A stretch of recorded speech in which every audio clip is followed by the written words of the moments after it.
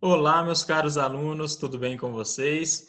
Nessa aula nós vamos comentar, as atividades da semana 4, do PET 2 de História. Mas antes, da gente falar do seu conteúdo, eu quero deixar aqui registrado os meus parabéns, para vocês, alunos, que estão, dedicados aí nos estudos, mesmo diante de todas as dificuldades, que nós temos enfrentado aí ao longo desse ano, vocês, estão aí se esforçando ao máximo, buscando conhecimento, e isso é muito importante, isso vai fazer toda a diferença, no futuro de vocês. Hoje é dia 11/8, o dia que eu estou gravando esse vídeo, e é o dia do estudante, por isso fica aqui registrado, a minha admiração e os meus parabéns para vocês. Então vamos para o vídeo. Nessa semana, nós vamos trabalhar as teorias de chegada, do homem no continente americano. Pois, se o homem surge no continente africano, que a gente já estudou, a gente sabe que ele surgiu no continente africano porque os fósseis mais antigos que nós temos, descobertos foram encontrados no continente africano, tá? Então, o continente americano é separado desses outros continentes. Como então o homem surgindo no continente africano teria chegado, ao continente americano sem tecnologias, para fazer grandes embarcações, para fazer avião, enfim, Então, como que ele teria feito essa viagem, chegada aqui no continente americano? Então, antes, da gente ver as atividades, eu vou trazer para vocês aqui alguns slides. Deixa eu compartilhar aqui com vocês.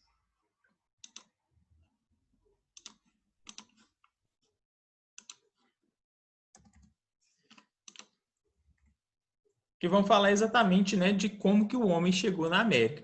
Nós já tivemos aí 4 teorias, que tentam explicar essa rota percorrida pelos homens para chegar no continente americano. Mas 2 delas praticamente, já foram descartadas pelos cientistas. Vou colocar elas aqui, apenas a título de conhecimento. Mas vou falar, qual que são as 2 principais e as 2 mais aceitas, que tem uma força maior, no meio científico. A primeira teoria é pelo Estreito de Bering. Se a gente abre o mapa, mundi, a gente vai ver que entre a Sibéria, lá no extremo nordeste da Ásia, e, e o Alasca, tem uma faixa de mar de mais ou menos 60 quilômetros, que separa esses 2 continentes. Então, essa faixa de mar ela é chamada de Estreito de Bering. E no final do período paleolítico, o planeta ele passou por um resfriamento, uma era do gelo. Teria sido a última era do gelo que o nosso planeta conheceu. Então, isso teria feito uma ponte de gelo nesse Estreito de Bering, que teria possibilitado a passagem desses povos que vieram ali das planícies asiáticas, por isso que eles teriam traços asiáticos, traços mongóis, mongóis de origem da Mongólia, ou seja, de traços asiáticos mesmo, bem semelhantes aos indígenas, que nós conhecemos, em todo o continente americano, tanto na América do Norte quanto na América do Sul. Então, eles teriam atravessado esse corredor de gelo e, a partir ali da América do Norte, eles teriam percorrido até a América do Sul, povoando todo o continente. Tá? O achado no sítio arqueológico de Clovis, no Novo México, na América do Norte, teria reforçado essa teoria, porque era o achado fóssil mais antigo até então. Só que, em 1990, nós temos a descoberta do crânio de Luzia aqui em Minas Gerais, Lagoa Santa, uma cidade perto de Belo Horizonte. E esse crânio de Luzia, ele era diferente, tinha o seu crânio maior, tinha feições diferentes da que os outros fósseis até então tinham, que eram de traços asiáticos. A Luzia, ela tinha traços negroides, traços que assemelhavam muito mais aos aborígenes australianos, africanos, do que os asiáticos mongóis. Então, e ela foi datada, né, nos seus estudos, ela foi datada como tendo ali cerca de 11 mil anos antes de Cristo. Então, teria sido, né, o fóssil, né, da mulher mais antiga aqui do continente americano. Então, eles teriam dito o seguinte: como que, né, aqui na América do Sul nós temos o fóssil mais antigo, sendo que os homens chegaram primeiro pela América do Norte? Então, eles só podem ter vindo também, né, de um outro lugar, né, percorrendo uma outra rota. Aí entra a segunda teoria, que os homens teriam vindo pelo Oceano Pacífico, né? Eles teriam atravessado as várias ilhas que existem ali no Oceano Pacífico, que separa a Oceania, né, a América do Sul, né, em pequenas embarcações, e dessa forma teriam, né, descoberto, né, o continente americano e povoado também de baixo para cima, né, começando aqui da América do Sul. Tá? Eu já falo um pouquinho que essa teoria ela também foi contestada mais para frente. Mas essas duas são as mais aceitas, né? As mais discutidas, as que são mais plausíveis de terem sido, né, concretizadas, de terem sido realizadas. Aí nós temos outras duas mais difíceis, né, já descartadas. Navegando da Ásia até a América do Norte e depois pela costa do continente indo para o sul, né? Então percorrendo toda a costa do continente americano, né? E partindo da Europa, cruzando o Oceano Atlântico em direção à América. Ou seja, aquela mesma rota que os portugueses, por exemplo, fizeram, né? Os espanhóis fizeram para chegar aqui no continente americano. Então, vejam bem, se os europeus eles já demoraram, né, muito tempo para chegar, para descobrir, né, o continente americano, descobrir no ponto de vista deles, com grandes embarcações, né, as caravelas, dificilmente os nativos, né, os homens da pré-história, teriam capacidade técnica, tá, para atravessar o Oceano Atlântico e terem chegado ao continente americano a ponto de povoá-lo. Tá? Bom, então aqui ó, fica a imagem, né, do Estreito de Bering, essa pequena faixa aqui ó, que separa um continente do outro. Né? Aqui já é uma região muito, muito fria. Tá? E nessa era glacial, né, o nível do mar teria abaixado, formado esse corredor de gelo. Então os homens daqui da região da Mongólia, de origem asiática, teriam, né, atravessado e povoado todo o continente. Por que eles teriam chegado aqui na América do Norte e descido? Exatamente para ir atrás de comida. Eles eram nômades, né? E aqui, por ser uma região muito fria, às vezes, né, não tinha como, né, plantar, não tinha muita comida. Então, eles foram atrás de comida. Eram povos nômades, tá? Aí aqui, né, pelo Estreito de Bering, então, como eu já tinha comentado com vocês, eles vieram povoando todo o continente americano, tá?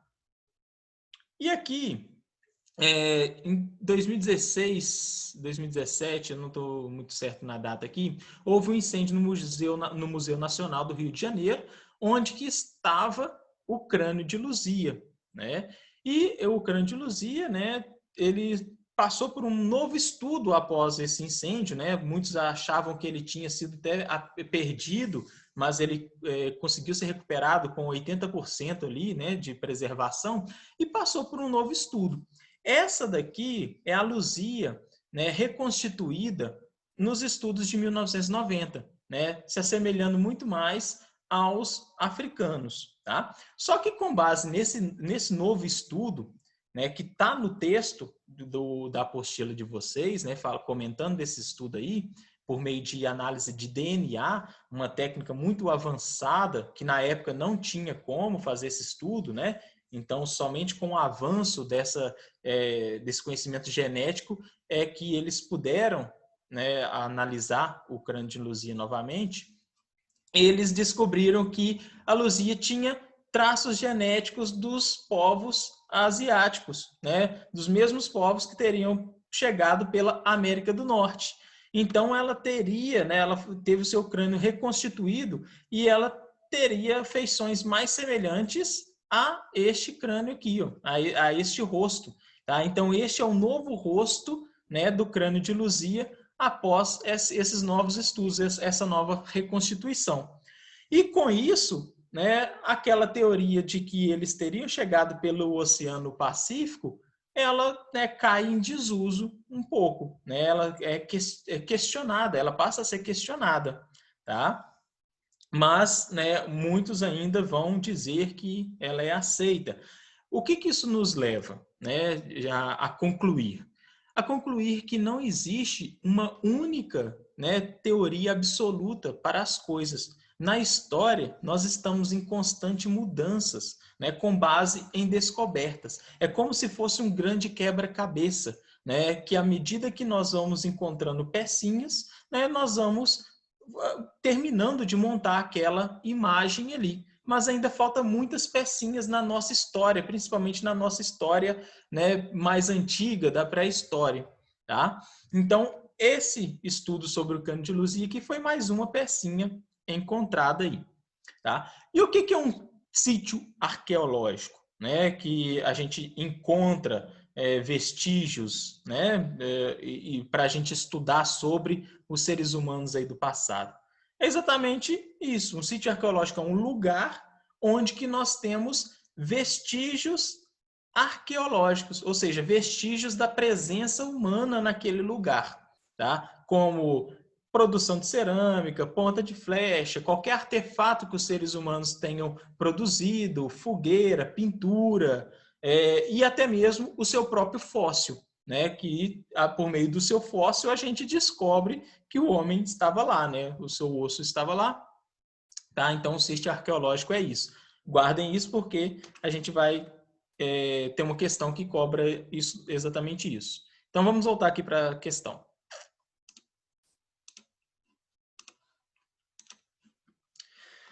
Bom, então aqui, né, nós temos o texto, né, eu peço que vocês leiam para compreender um pouquinho mais sobre esse estudo, né, do DNA que possibilitou, né, as novas feições aqui, né, do crânio de Luzia, tá? Para vocês entenderem como que a teoria ela foi, né, questionada.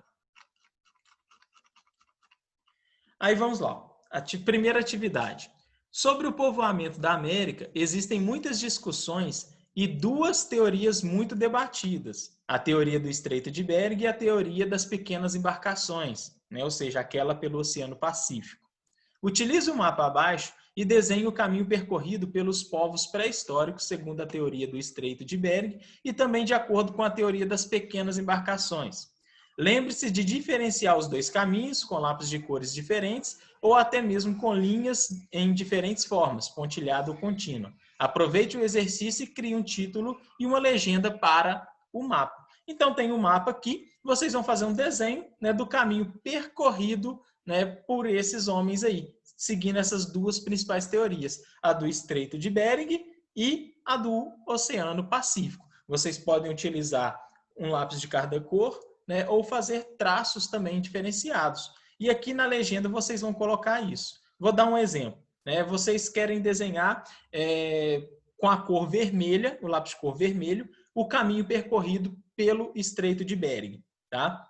Então você faz um traço, pode ser contínuo, tá? Mostrando uma setinha da chegada dos homens pelo Estreito de Bering. Aqui no mapa, né, pode ver que é o mapa mundi aberto, né? Ele não está de redondinho. Então, essa ponta, ela liga a essa, né? Então, o Estreito de Bering, ele fica onde? Aqui, nessa região, tá? Ele está ligando essa ponta da Sibéria, na Ásia, a o norte aqui do Alasca.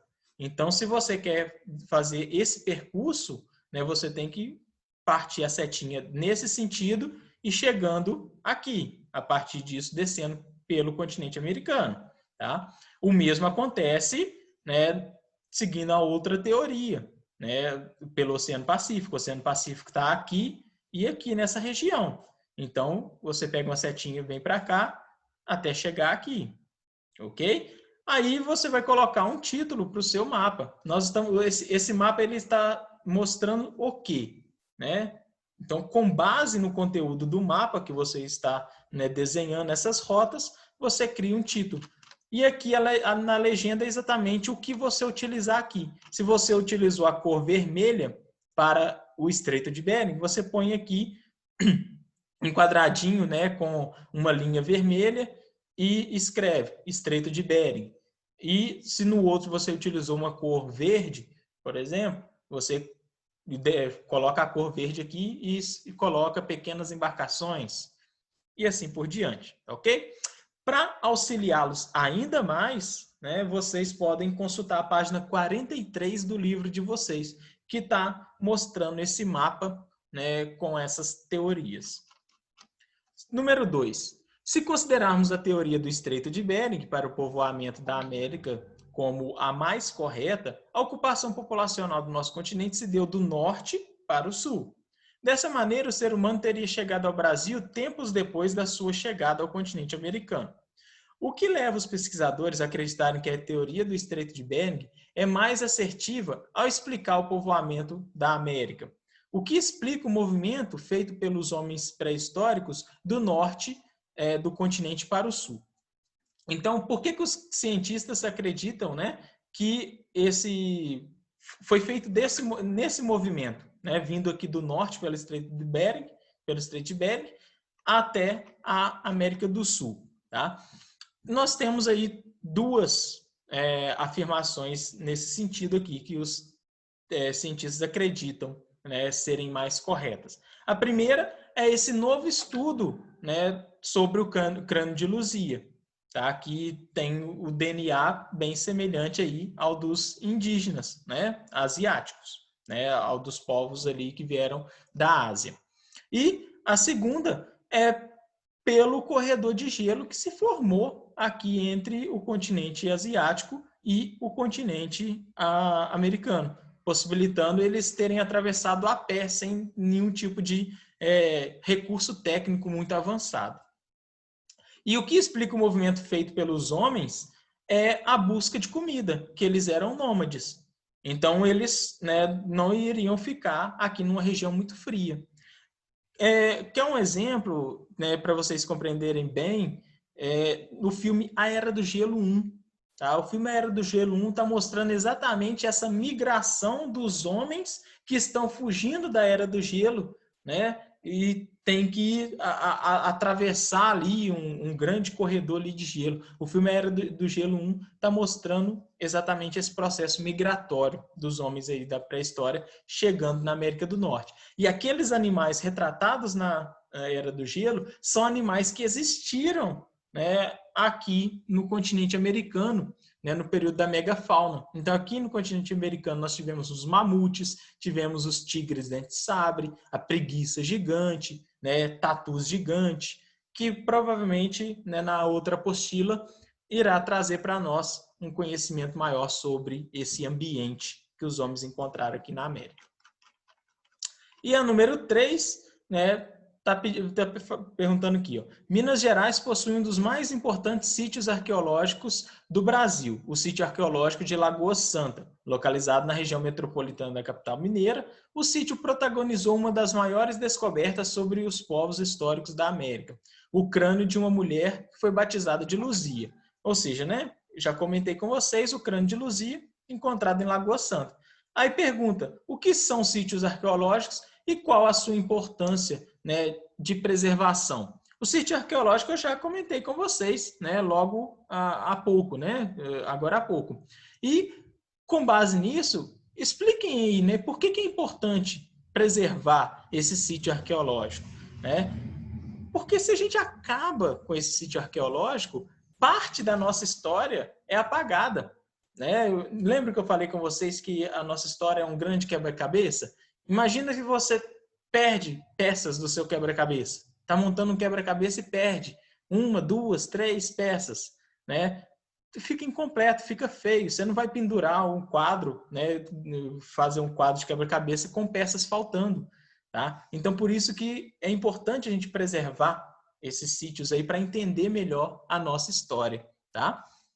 Então, o vídeo ficou um pouquinho longo dessa vez, mas é porque tinha um conteúdo a mais a ser explicado aqui antes das atividades, tá bom? Mas espero que vocês tenham gostado, tenha ficado bem claro. Qualquer dúvida, vocês tirem comigo aí durante as aulas, tá bom? Então, um grande abraço para todos.